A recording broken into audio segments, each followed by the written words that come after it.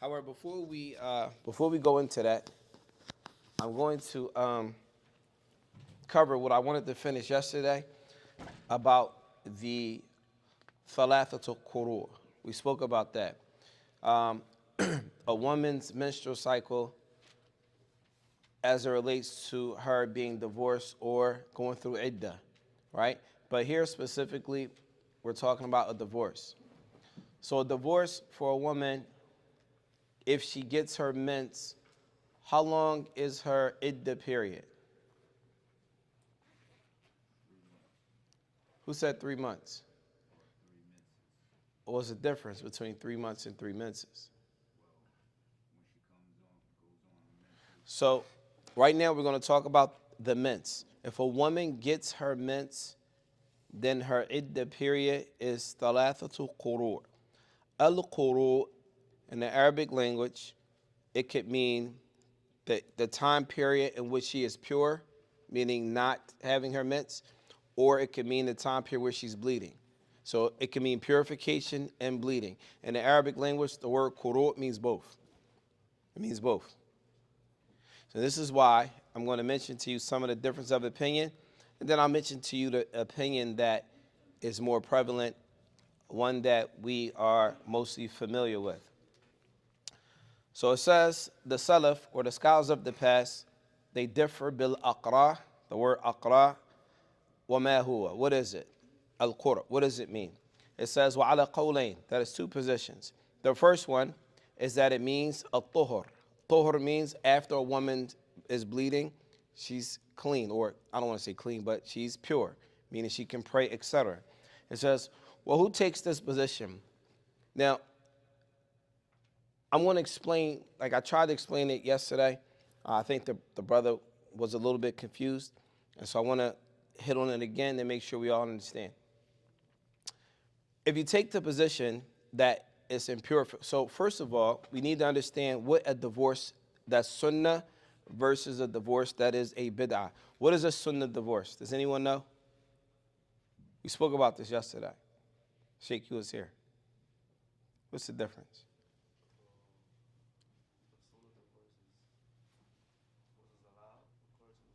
You said what is allowed? Like, la.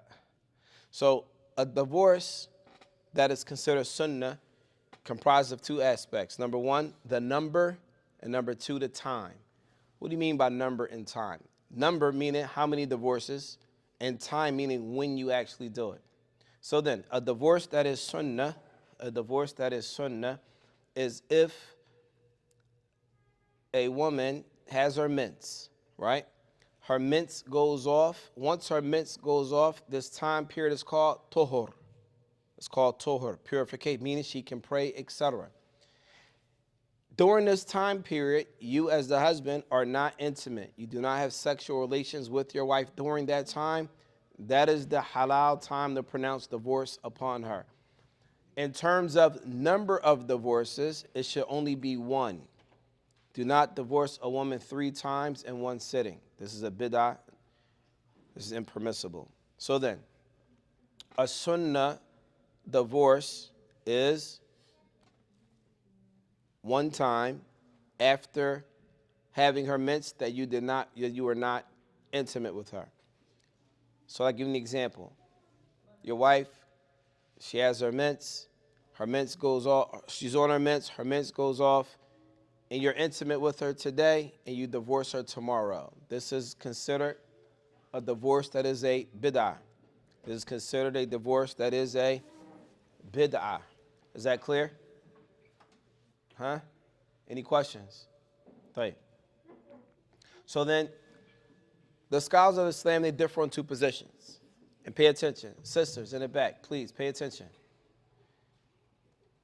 If a man divorces his wife, they say, if you have the position that the quru' or aqra here, it means pure, her purification period, that means once her mens goes off and she's in the state of purification, and you say to your wife, you're divorced.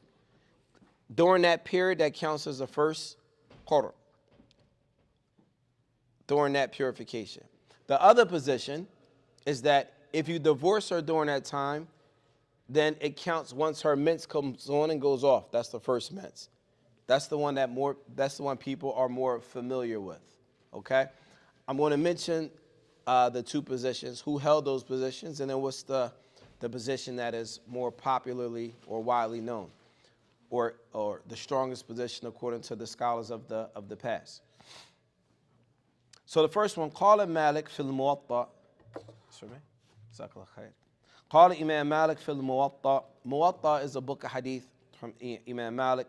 عن ابن شهاب عن عروة عن عائشة. Now mind you, who was Aisha? She was the wife of the Prophet عليه الصلاة والسلام.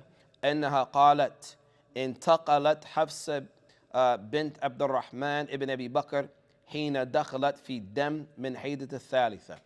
It said that Hafsa, once her blood came the third time, that means her iddah was over, because she took the position that the first purification counts as number one, right? So it says once her blood came the third time, she moved out, meaning her iddah was over and khalas, right? It says قال الزهري إمام الزهري فقد ذكرت ذلك للأمرة بنت عبد الرحمن فقالت صدق أروى.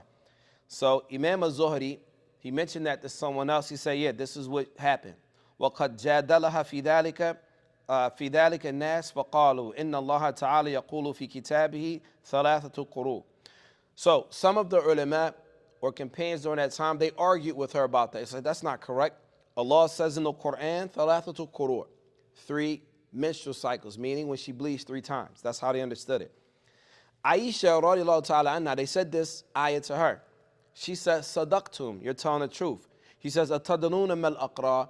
She said, do you know what aqra means? This is Aisha radiallahu ta'ala anha. She says, al-aqra meaning athar, meaning the purification, not the blood. This is the position of Aisha radiallahu ta'ala anha.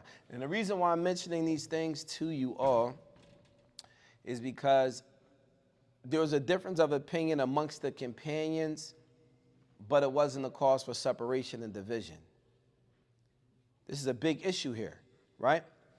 قال مالك عن ابن شهاب سمعت أبا بكر ابن عبد الرحمن يقول ما أدركت أحدا. He said, I didn't meet anyone من فقهائنا إلا وهو يقول ذلك. He said, I didn't meet anyone from the scholars from among us except that they said that. يريد قول عائشة, meaning the scholars during that time, they took the position of Aisha radiallahu ta'ala anha. وقال مالك, Imam Malik, عن نافع عن عبد الله بن عمر أنه كان يقول إذا, that he would say, Malik, he says Abdullah ibn Umar, he said that they would say إذا طلق الرجل امرأته فدخلت في الدم من حيدة الثالثة فقد برئت منه. They said, if a woman entered into if a man divorced his wife, and once she started bleeding for the third time, then her iddah was over. قال مالك وهو أمر عندنا. Imam Malik say this is our position. So, if you ever meet someone, if you're married to a sister, etc., or a family into a family, and they consider the position of Imam Malik, this is his position. This is his position. The position of Imam Malik. وهو أمر عندنا وروى مثله. And he's going to mention some of the companions who also held that position. From them, Ibn Abbas, wa Zayd ibn Thabit, wa Salim, wa Qasim, wa Urwa, wa Sulaiman ibn Yasar, wa Abi Bakr ibn Abd al-Rahman, wa Aban ibn Uthman, wa A'ta ibn Abi Rabah, wa Qatada, wa Zuhri, wa Baqiyat ulama sab'ah. All of these names and the remaining of the ulama that are 7, meaning those are 7 fuqaha of Salaf. And likewise, وهو مذهب Malik, والشافعي وداود وأبي ذر وهو رواية عن أحمد واستدل عليه بقوله تعالى فطلقوهن لعدتهن. And this is one of the positions that Imam Ahmed, when he said when you divorce them during their iddah, or طلقوهن لعدتهن, meaning when you divorce them they have a iddah. طيب, that is the first position. There was a number of scholars of the past that held that position, correct?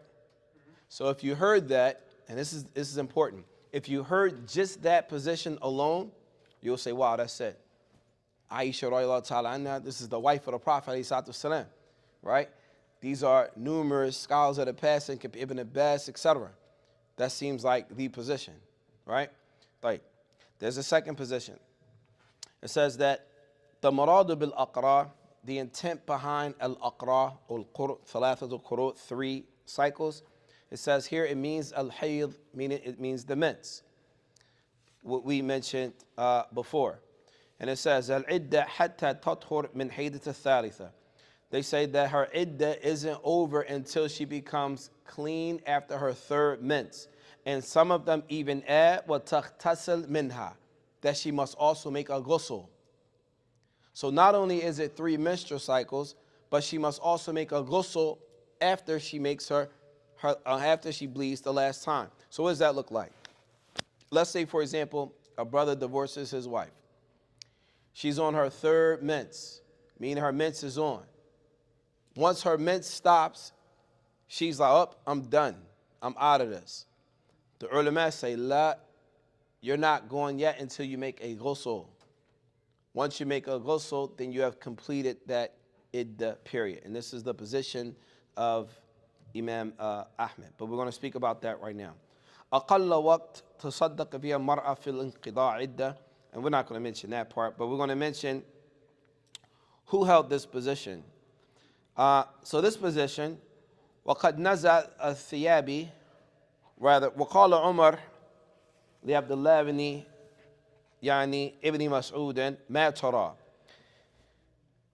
ابن مسعود أراها امرأته وما دون أن تحل لها الصلاة وأنا أرى ذلك وهكذا روى أبو بكر. So this is a position of Abu Bakr as-Siddiq وعمر بن الخطاب وعثمان وعلي وأبي درداء وعبادة بن الصامت وأنس بن مالك وابن مسعود ومعاذ بن جبل. Mu'adh bin Jabal, just for those of you who don't know, Mu'adh bin Jabal is considered from the fuqaha, from the scholars of the companions. Right? Ubay ibn Ka'b, wa Abi Musa al-Ash'ari, and likewise Ibn Abbas again. Wa Ibn Abbas, wa Sa'id ibn Musayyib, wa Alqama, wa Aswa, wa Ibrahim, wa Mujahid, wa A'ta, wa Tawus, wa Sa'id ibn Jubair, wa Akrima, wa Muhammad ibn Sirin, wa Hassan, wa Qatada, and to the end of it. There's a long list. That position, you'll find that position is the position that most of the scholars today that are not followers of the method of Imam Malik, they hold that position. So as it relates today, when we are speaking about the issue of talaq, when we will get into the mens portion of it, we're going to understand that what I'm referring to is the second position, not the first position. The second position and not the first position. This is important because there are going to be some issues that is going to come up, and it's important that we just wanted to make that clarification. Even if you never hear this again, just know in your mind that quru has 2 different meanings. One of them means the purification, one of them means the blood, the bleeding. The people that hold the purification position, this is the position of Aisha radiallahu ta'ala anha. And this is also a position of Imam Malik. These are the names that are famous. The other position, this is a position of Abu Bakr as-Siddiq, Umar ibn al-Khattab, Ali ibn Abi Talib, Uthman ibn Affan, the Surah Khulafa Arba, and other than them. Okay? So let's get to what we're going to talk about tonight, inshallah.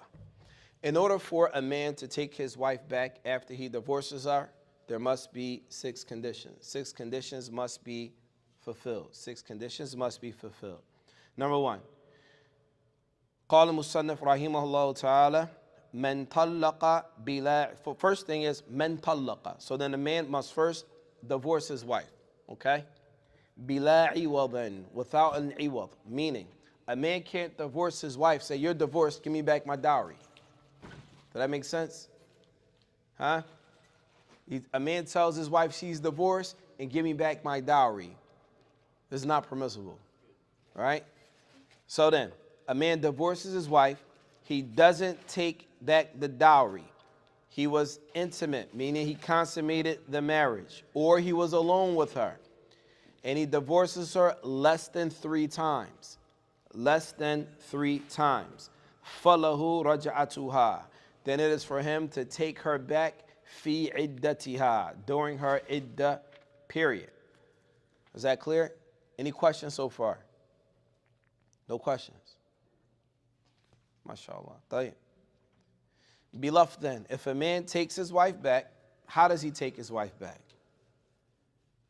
You give her the eye? Huh? How do you take your wife back? Sheikh, you like you want to say something. Go ahead, say it. How you take her back? Okay.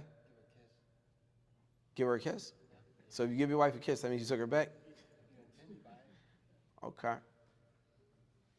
Huh? You got to write something down on a piece of paper? You got to text her? Which is it? If he intended on taking his wife back, there are things that would be considered unpermissible if we wasn't married. So I can't. So what would be impermissible? So if a man, pay attention, it's important. We're going to get to that in a minute. If you divorce your wife and she's in her iddah, then technically she's still your wife. No. You can hug her, you can visit her, everything. Except for one thing. One thing you don't have to do, and I'll explain that in a minute. If a man takes his wife back, he can say to her, Raja'tuki, meaning I took you back. He can clearly say, I took you back, right? But he can't say to her, yeah, I married you. I married you again, or I married you. I married you doesn't mean you took her back because you already married her before. And technically, she's still your wife, right? Like, they say it's sunnah, yusannu al-ishhad. They say it's sunnah that you have witnesses that you took your wife back. Like, what's the benefit of having witnesses? Is there a benefit in that? It's not wajib. It's not wajib, meaning it's not a necessity, but it's a benefit. What's the benefit? To make sure it's clear. Anyone else? What would be the benefit of having witnesses of you taking your wife back? And I don't mean witnesses like everyone show up, hey, I'm taking my wife back. That's not what I mean. Meaning witness, hey, man, I just took my wife back. Hey, So she can't say that you didn't. Okay. I'll give you one of the wisdoms behind it. In this city in particular, a man might divorce his wife and come sit me. I don't know how many times I divorced her and took her back. I'm not sure. We get a lot of those. Man, I'm not sure. I think it was like once. She's like, no, it was 3 times. No, it was twice. It's twice. You know what I'm saying? So when you have witnesses, that helps. So wait a minute. Such and such was involved. He knew, she knew, etc. Right. وهي زوجة لها وعليها حكم زوجات.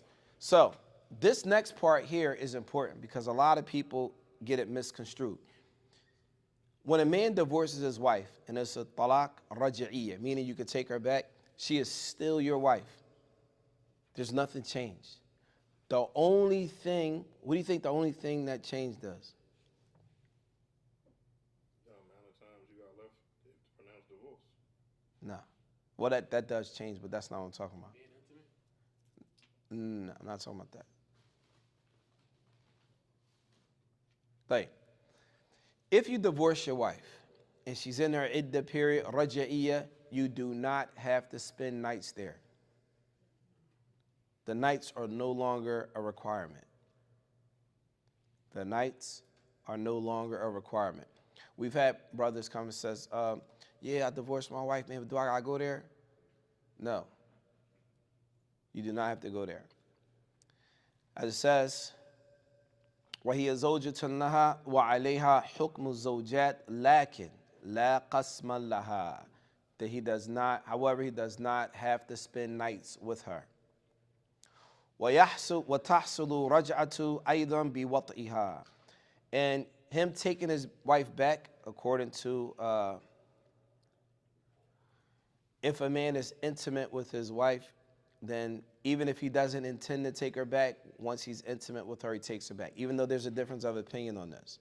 But according to the school of Imam Ahmed, and what we're going to mention here is that if a man is intimate with her, then he takes her back, even if he does not intend to, according to the school of Imam Ahmed ibn Hanbal.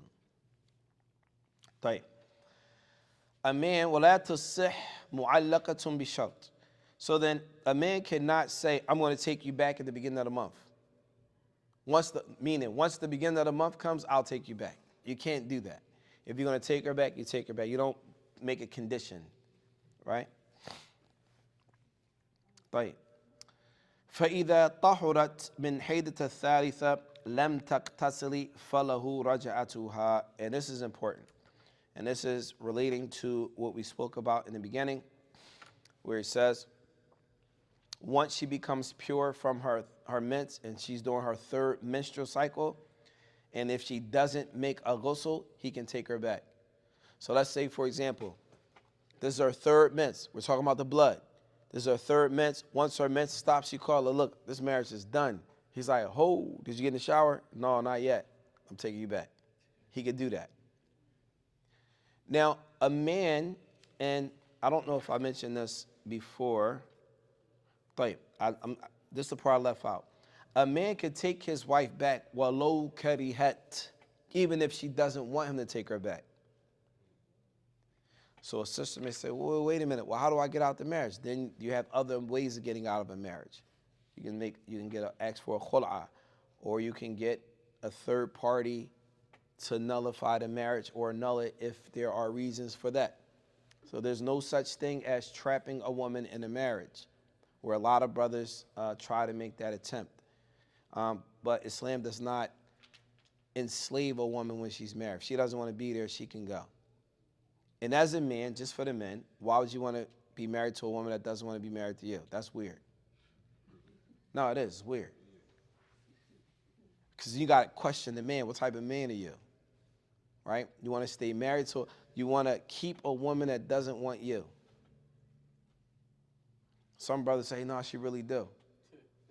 She just don't know. Right. So then, he can take his wife back as long as she does not make a ghusl. If she makes a ghusl, khalas, it's over. Right. وإن فرقت عدتها قبل رجعتها بانت وحرمت قبل عقد جديد. So then, إذا فرغت عدتها. So if her iddah is over, then she is no longer halal for him to take back. If he wants her back, he has to do what? What do you say? Remarry her. So what does that consist of? A new dowry and a new contract. Is that clear? طيب. ومن طلق دون ما يملك ثم رجع وتزوج ولم يملك أكثر مما بقي وطئها زوج غيره أو لا. All right. This next issue here is an issue that I think a lot of people get confused with. If a man divorces his wife, let's say he divorces his wife, and takes her back. How many divorces does he have left? One. If he divorces her again, he can take her back. After that, if he divorces her a third time, he can what? He can't take her back. She has to do what? Marry someone else, consummate the marriage, divorce her, wait till the iddah period is over, and then that person can marry again. Is that correct? By Mumtaz. Is there such thing as a reset button? Let's say, for example, pay attention. Let's say, for example, a man divorces his wife. He divorces her. The iddah period, this is one divorce. The iddah period's up. She gets married to somebody else. He gets married to somebody else. They get divorced. They get back together. Does his divorce count get reset?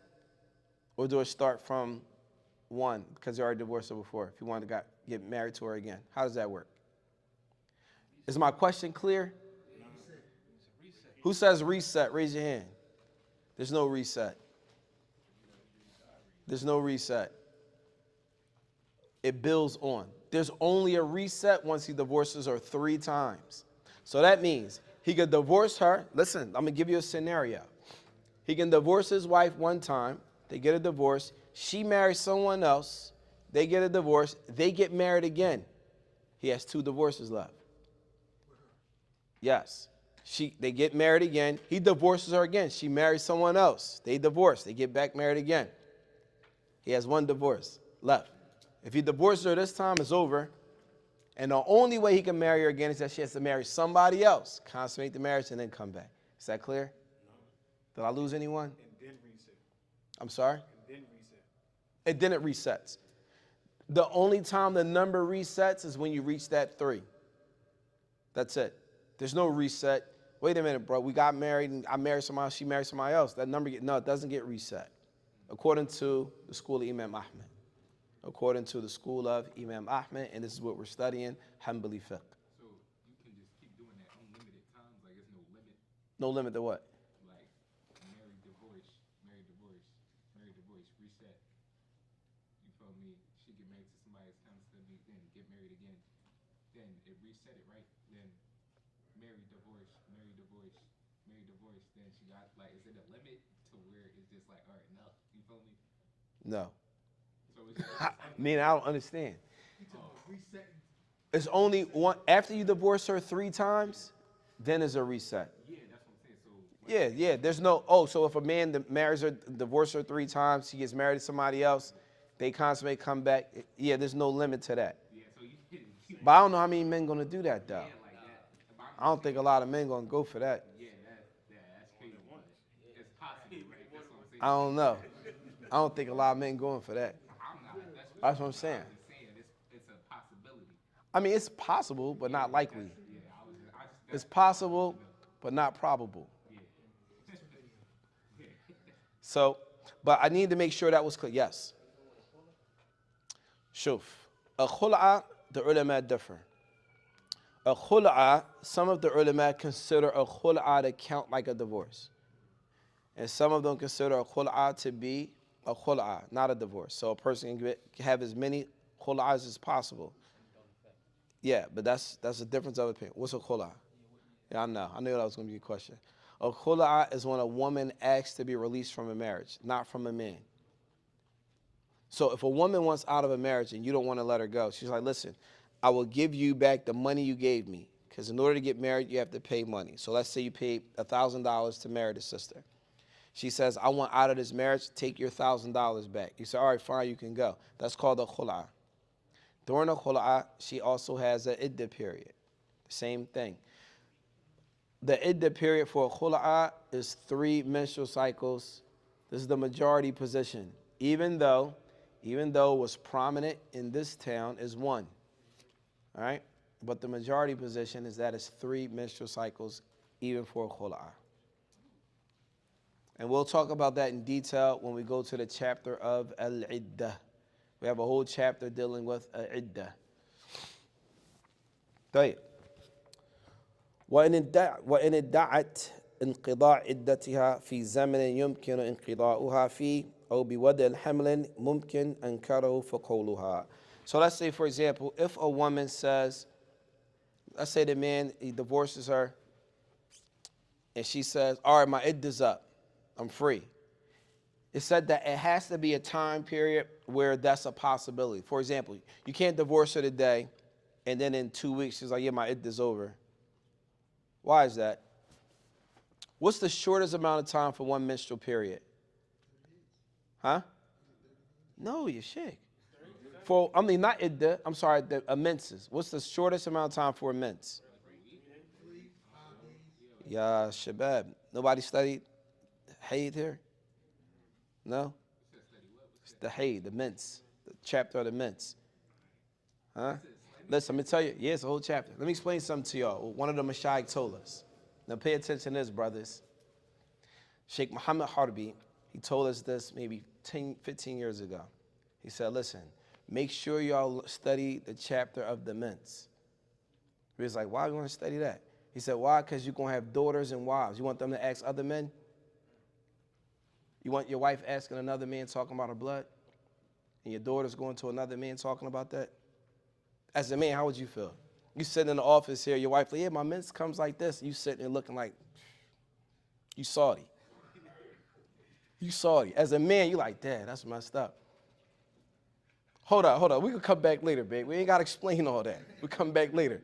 Let me go read up something real quick. Right? So he said, huh? Hold on, let me finish. Don't forget your question now.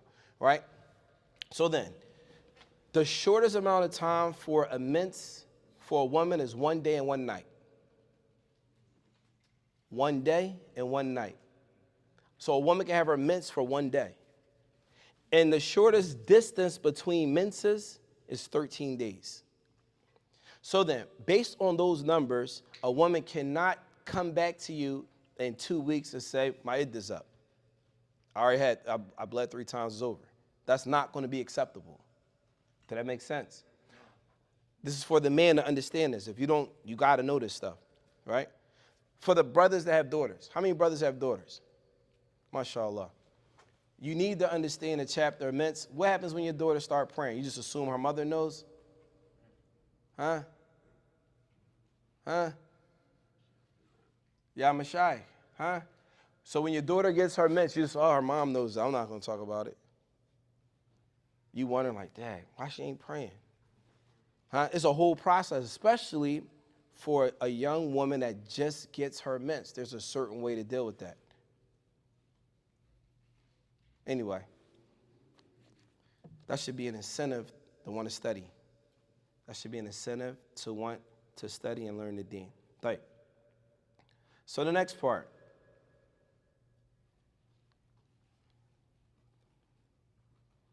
In essence, if a woman claims that her iddah period is over and it's in a time period where it's possible that it's over, then that's what it is, it's over.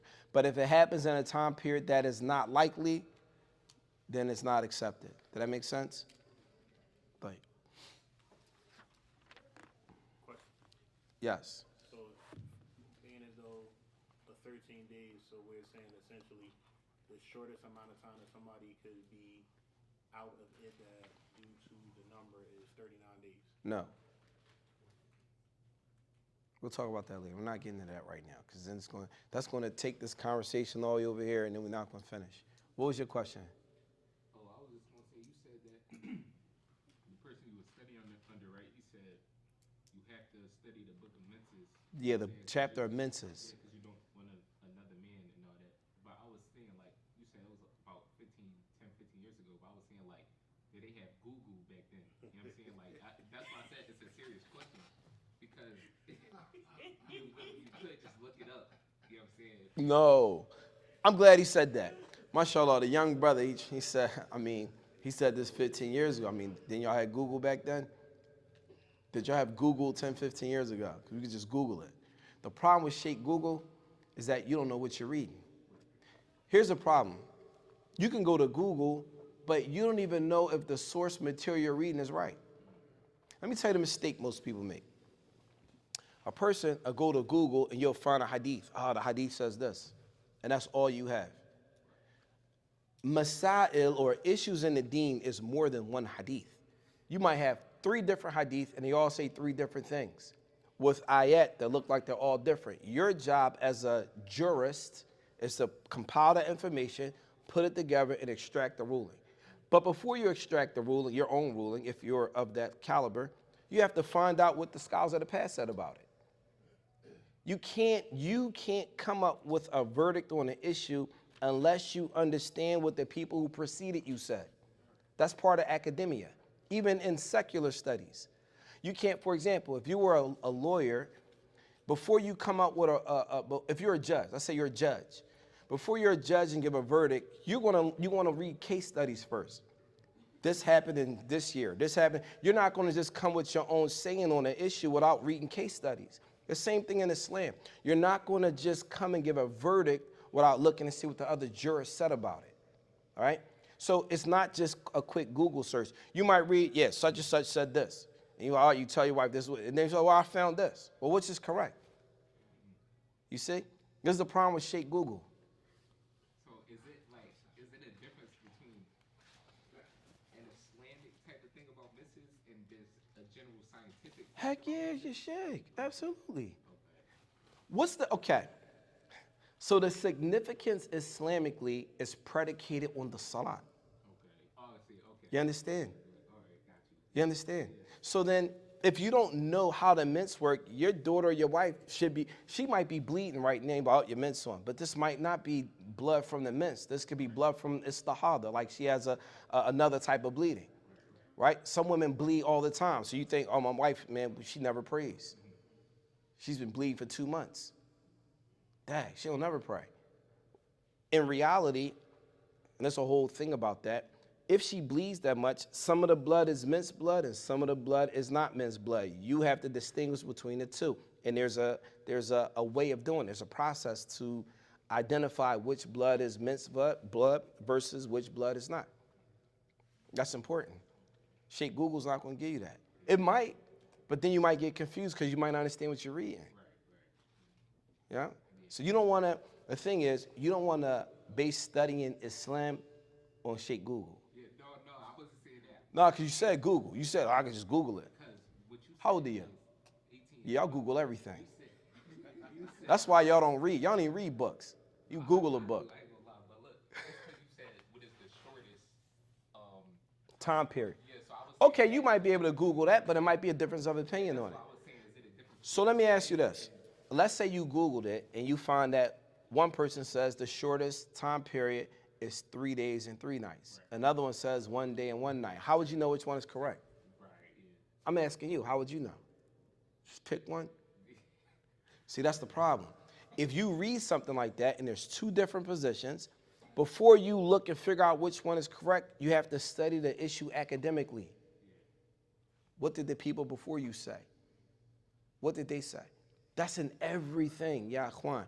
The only time you come up with a verdict on something that's new, that has never been discussed, this is called fiqh al-nawazil. Fiqh al-nawazil. Or sometimes the ulama call it a nazila. A nazila are issues that we don't find no one from the Salaf, no scholars of the past ever talking about those issues. Now these are very difficult issues and you have to have a certain skill set to be able to speak to those type of issues. Like nowadays, there's a lot of different. Like LGBT, no, that's easy. But like, I'm trying to think of that's easy. Technology, But whatever, but I'll give you an example. Technology, like for example, dealing with cryptocurrency, for example, right? You may not find no of the early matter past talking about cryptocurrency. What's the ruling on it? So now the early matter day got to do research. And then, pay attention, you might get a scholar give a research on it, say it's impermissible. Now let's say you're from Ahlul Ilm. You're a scholar of finance, you understand Islamic economics, etc. You look at that scholar's work, and you might critique and say, nah, he's wrong, based on this. So you write something else, say, no, the correct position is this. So then another scholar comes along years later. Mind you, the work is public. The ulama is all reading your work. Some people say, sah, I'm with him. Some say, no, I'm with him, right? This is something that's new. So now somebody later might say, no, they're both wrong. It's like this and like this. This is when you don't have anyone preceding you, right? But most of these issues, we have people preceding us. You just have to find what they said and why. Make sense? Like, this is how Islam is studied on an academic level, not on the Sheikh said level, on an academic level, right? But yeah.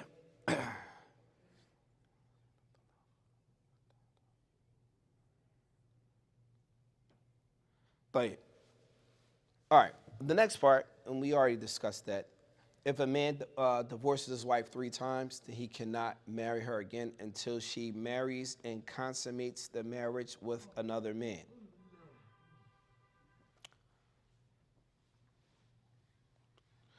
If a woman that is divorced and she says that she wants to marry her other husband back, her first husband, the one who divorced her the first time. So she got divorced from the second husband and she wants to go back.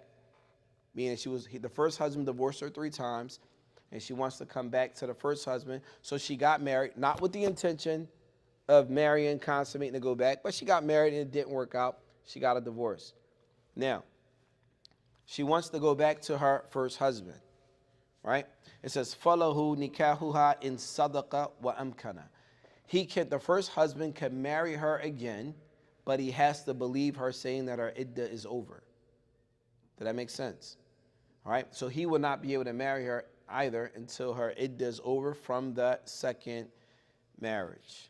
And with that, inshallah, we're done this portion of it. The next class we'll talk about al-ila wa dhihar, and we will get into al-li'an, when a man curses his wife and they curse each other. Or we can skip that and go straight to the book of iddah. What would y'all prefer? Because these other issues are not really common in our society. It's not really common. Class. We'll just go to the book of iddah. We'll go to Kitab al-Iddah when we pick back up. And it's going to connect to everything that we covered before. And then once we finish Kitab al-Iddah, we're going to go through the book of maintenance. How much you're supposed to give your wife when you get married to her. And then after that, we'll go into, bi'idhnillah, child custody in Islam. Child custody in Islam. We'll start with that, inshallah. Any questions? Any sisters have any questions? Brothers? Fadli Shaykh. The position of Imam Ahmed was based on a hadith of Aisha. What hadith Aisha? That she said that. Imam Ahmed holds the position. So when I mentioned, Imam Ahmed, rahimahullah ta'ala, he may have two positions on the same issue.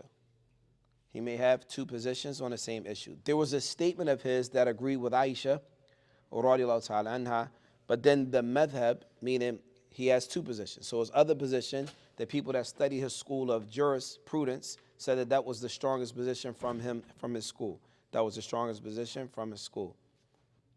I thought you said that Imam Malik and his Muwatta. You say Imam Ahmed. I did? Yes. Okay, well, Imam Malik. Yes, Imam Malik. Yes, Imam Malik holds that position, and it's in his Muwatta. I don't know what dalil he used. I'll probably have to look that up. I can find that. So was that was Tuhur? Yes, al-Tuhur. Tuhur, yes. And then the other one, Imam Ahmed, was. They hold the position, yes. But now, mind you, now pay attention. I need everyone to pay attention here. You know how I said Imam Malik's position, the Malikis hold this, and the people that follow Imam Ahmed, they hold that. But they're not the ones who initiated those positions. Those positions initiated from the Sahaba. The first position that Imam Malik followed came from who? Aisha, who was the wife of the Prophet ﷺ. The position that Imam Ahmed came from who? Abu Bakr as-Siddiq, Umar ibn Khattab, Uthman ibn Affan, Ali ibn Abi Talib, and more. So it's like we're only mentioning Imam Ahmed because he was the one who said, okay, he takes that position because there's more. I had one of the Mashaykh tell me this. He was a judge in Mecca. His name was Sheikh Nizar al-Shu'aibi. I don't know if you can Google him, but he's one of the big scholars in Mecca right now, one of the big judges there. He said to me, when we were going over these Masail, we were going over issues like this, so he would mention one position, and he would mention all of the Salaf that held that position. I'm like, dang, that's the position. And then he mentions the second position, and it's like double the amount of Salaf hold that position over the first one. I said, well, Sheikh, what do you do? He said, وَإِيَّاكَ أَن تُخَالِفَ الْجُمْهُورِ. He said, I warn you from going against the majority of the scholars on that issue. So if you look at the number, these are more numbers. So he said to me, are you confident going against the lower number or the higher number? Right? These are the way the ulama look at these issues. Right? Bye. Any questions? Yes. So I understand the first position as far as purification. So the second position, how do you initiate that without being intimate? And then How do you initiate what? How do you initiate the second position? What second position? Of claiming to say divorce. I divorce you without having a bid'ah divorce. Sheikh, I'm confused. What's your question? I'm sorry. So the second divorce. I mean, not the second divorce. Second position on the Qur'an, like what it means? Yes, on the Qur'an. So Okay. when you say, if you want a divorce, but you haven't touched Consummated it. consummated. Yeah. It's the same thing. You could divorce her during the same time. We're talking about when it actually, like when the verse Qur'an starts.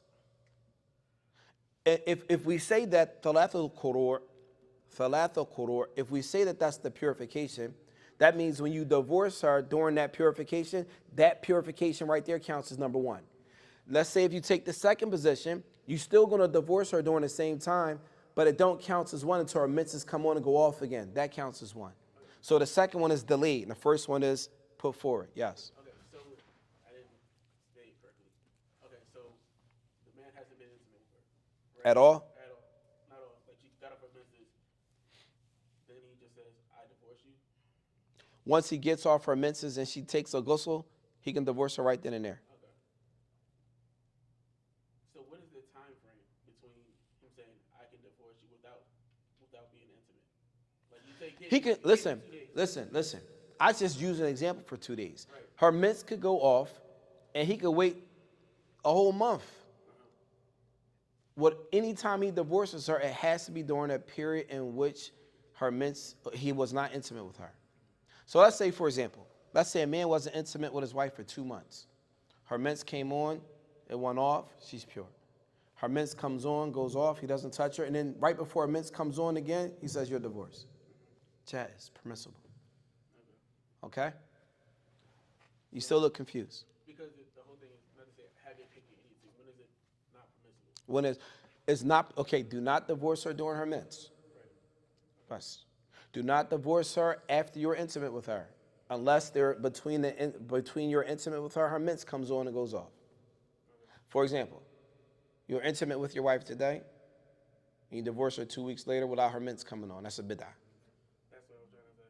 So That is a bid'ah. at least 2 weeks you would say. I'm not saying at least 2 weeks. Her mens could go off today. Got you. Listen, her mens could go off today, and you're intimate with her tomorrow, and her mens doesn't come on for another 4 weeks.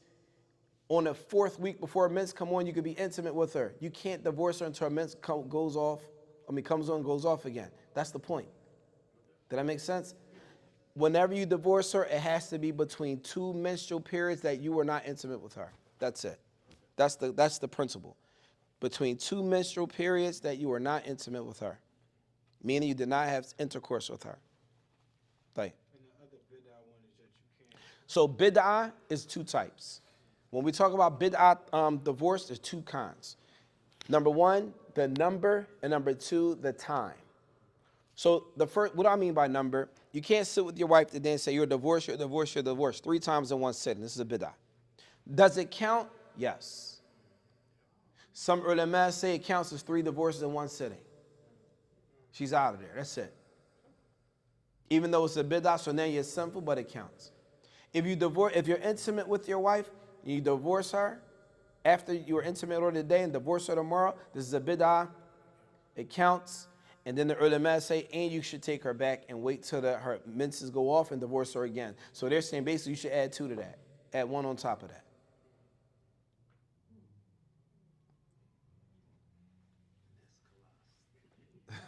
Tayyib? Any other questions? All right, we'll start with that, inshallah. Subhanakallahumma wa bihamdik. Ashhadu an la ilaha illa ant. Astaghfiruka wa atubu.